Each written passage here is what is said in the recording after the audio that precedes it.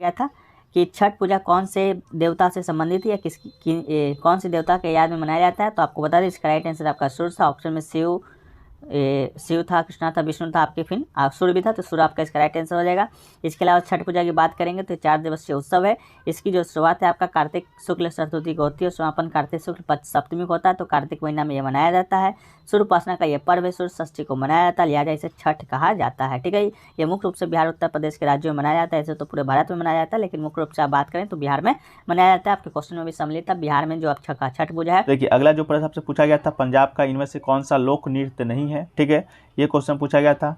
तो आपको बता दें ऑप्शन में आपका लावनी था, जो कि बिल्कुल राइट आंसर था। लावनी आपका पंजाब का लोक नृत्य, लावनी संगीत की एक विद्या है जो कि प्रमुख रूप से भारतीय राज्य महाराष्ट्र में प्रसिद्ध है। ठीक है, तो इसका राइट आंसर आपका लावनी था, जो कि आपका पंजाब का लोक नृत्य नहीं है। इसके अलावा पंजाब के लोक नृत्य की बात करेंगे तो भांगड़ा है, झूमर है, लाउडरिंग है, जूली है, डंकरा है, धूमल है, ये पुरुष लोक नृत्य है पंजाब का। इसके अलावा सामी, गिद्दा, जागो और किकली महिला लोक नृत्य है आपका पंजाब का। ठीक है, तो आपका इनमें से कोई 3 ऑप्शन दिया गया था। एक ऑप्शन आपका लावनी दिया गया था, जो कि आपका पंजाब का लोक नृत्य नहीं है, ये आपका महाराष्ट्र का लोक नृत्य है। ठीक है, अगला क्वेश्चन देखिए पूछा गया दोस्तों, आपका जम्मू कश्मीर के दूसरा राज्यपाल कौन बने हैं। तो दोस्तों आपको बता दी, ये क्वेश्चन कल के पीडीएफ में ही शामिल कर दिया गया था। आप लोग जो भी जुड़े होंगे हमारे टेलीग्राम चैनल से तो जाकर वहाँ पर देख सकते हैं। जम्मू कश्मीर के राज्यपाल के बारे में कल ही हमने आपको पीडीएफ में शामिल कर दिया था। तो इसका राइट आंसर दूसरा राज्यपाल हो जाएगा दोस्तों आपका मनोज सिन्हा। जो आपको मालूम होगा जम्मू कश्मीर का दोस्तों आपका 370 था, जो कि हटा दिया गया था।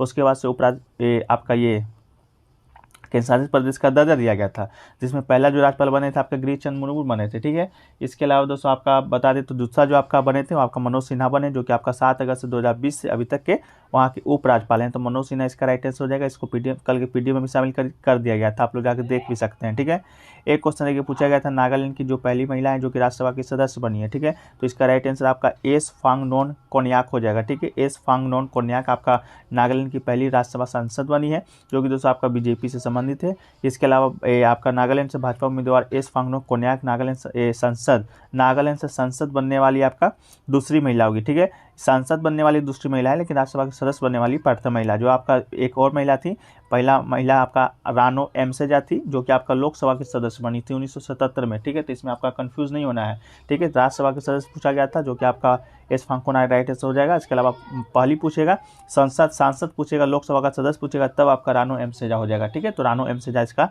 राइट आंसर हो जाएगा आपका अगर पूछेगा तो।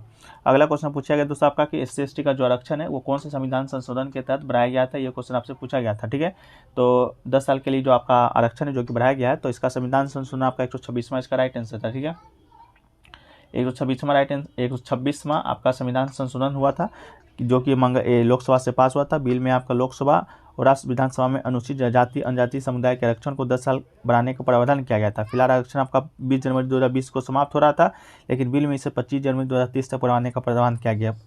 ठीक है, तो ये भी क्वेश्चन आपसे पूछा जा सकता है दोस्तों कि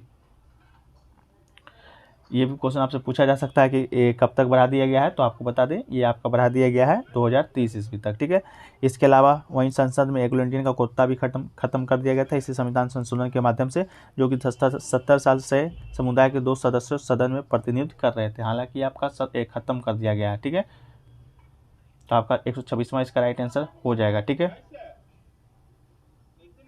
देखिए अगला क्वेश्चन पूछा गया दोस्तों हरित क्रांति से आपका 2 क्वेश्चन पूछा गया था। पहला तो पूछा गया था कि हरित क्रांति जो प्रथम वो आपका कब शुरू हुआ था। ठीक है, तो भारत में हरित क्रांति का जो शुरुआत है दोस्तों आपका 1965 से 68 ईस्वी में हुआ था। हालांकि आपका ऑप्शन में 65 ही दिया हुआ है मेरे ख्याल से, तो आपका 65 राइट आंसर हो जाएगा। लेकिन 65 से 68 के बीच में आपका हरित क्रांति जो कि शुरू हुआ था। ठीक है, इसके अलावा किसके लिए शुरू किया गया था, तो उच्च उपज देने वाली किस्म HYV बीज के लिए शुरू किया गया था। इसके अलावा भारत हरित क्रांति का जो दिमाग का उपज था आपका MS स्वामीनाथन जी का था, जो कि आपका राइट आंसर हो जाएगा अगर पूछेगा तो। भारत में हरित क्रांति नॉर्मन बोलक के द्वारा शुरू की गई बड़ी वैश्विक हरित क्रांति का वैश्विक हिस्सा था। आपका पूरी दुनिया में हरित क्रांति के जनक थे आपका नॉर्मन बोलक थे, जो कि आपका अमेरिका से संबंधित है।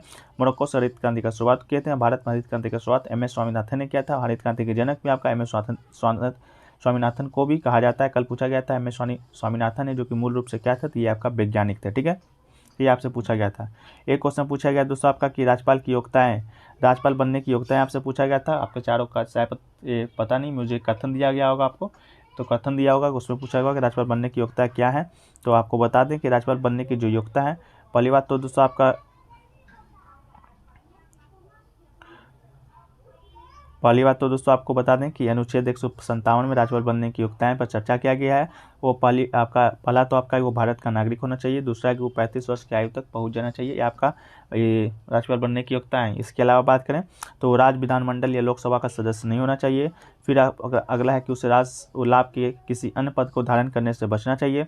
इसके अलावा पिछले कुछ वर्षों में इस संबंध में 2 और मानदंड सामने आए। पहला तो ये कि उन्हें पहले राज्य के लिए एक भारी व्यक्ति होना चाहिए और सक्रिय राजनीति में भाग नहीं लेना चाहिए। ठीक है, अगर आप बिहार के व्यक्ति हैं तो बिहार के राज्यपाल नहीं बन सकते हैं, बिहार के बाहर का होना चाहिए तब आप राज्यपाल बन सकते हैं। ठीक है, एक क्वेश्चन देखिए पूछा गया था कि हम लोग जो दैनिक जीवन में जो कचरा फैलाते हैं वो किस प्रकार का होता है, जैविक होता है, अजैविक होता है, इस प्रकार का क्वेश्चन आया था।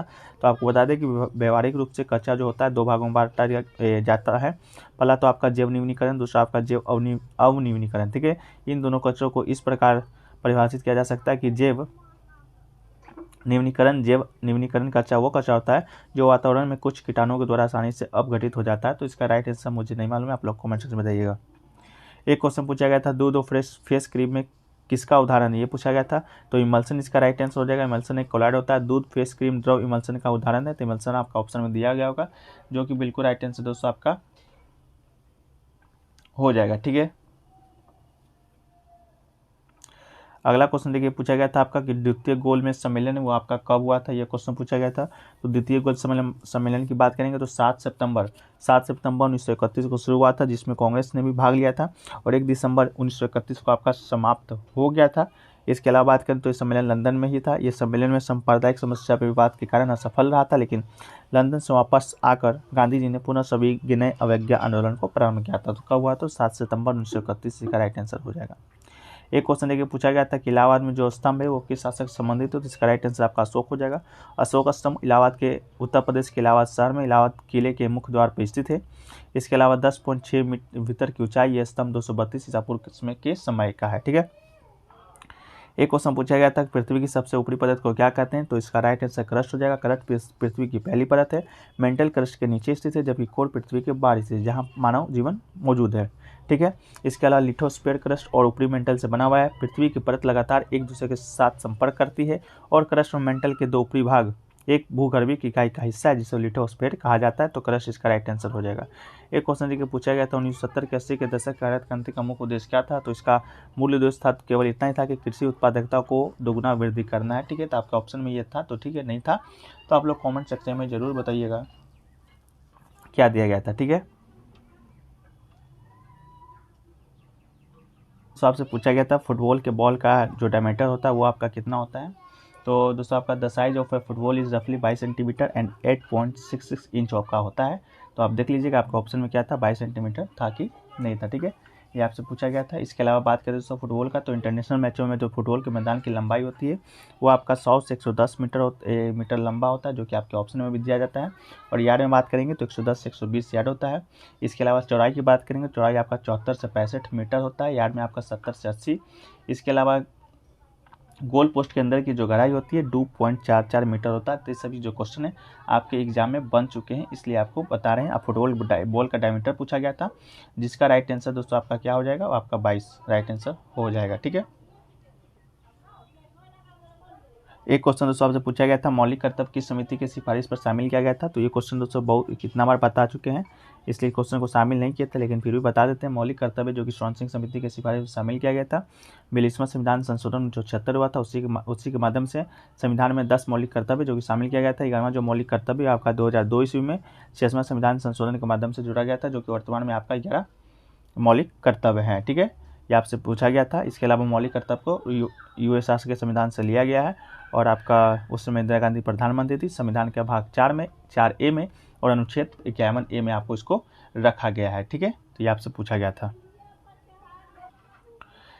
एक क्वेश्चन आपसे पूछा गया था कि खेल प्राधिकरण का स्थापना कब हुआ था। ठीक है, तो भारत में आपको बता दें जो खेल प्राधिकरण का स्थापना है वो आपका 1982 में हुआ था। ठीक है, 1982 में आपका भारत सरकार के युवा मामले और खेल मंत्रालय के द्वारा भारत में खेलों के विकास के लिए किया गया था। तो यह भारत का सर्वोच्च राष्ट्रीय खेल निकाय है। ठीक है, तो ये आपका 1982 इसका राइट आंसर हो जाएगा। इसके अलावा मुख्यालय की बात करेंगे तो इसका मुख्यालय आपका दिल्ली में है। इसके अलावा इसके जो एजेंसी के अधिकारी है, मतलब इसके जो कौन से मंत्रालय के अंतर्गत आता है, तो युवा एवं खेल मंत्रालय के अंतर्गत आपका ये खेल प्राधिकरण मंत्रालय आपका आता है। ठीक है, एक राज्यसभा का योग्यता से संबंधित अनुच्छेद आपसे पूछा गया था, तो उसका राइट आंसर 157 हो जाएगा। राज्यसभा से बनने राज्यपाल, तो राज्यपाल का अनुच्छेद 157 हो जाएगा। बनने की योग्यताएं और कौन कौन सी योग्यताएं हमने आपको ऊपर बताने का जो है कि प्रयास किया है। ठीक है, तो ये सभी क्वेश्चन दोस्तों आपके आज के सेकेंड शिफ्ट में आए थे, फर्स्ट शिफ्ट में आए थे, सॉरी। टेट अवार्ड था 1950 से संबंधित था कि किस डांसर को दिया गया है। ठीक है, ये पूछा गया था आपसे।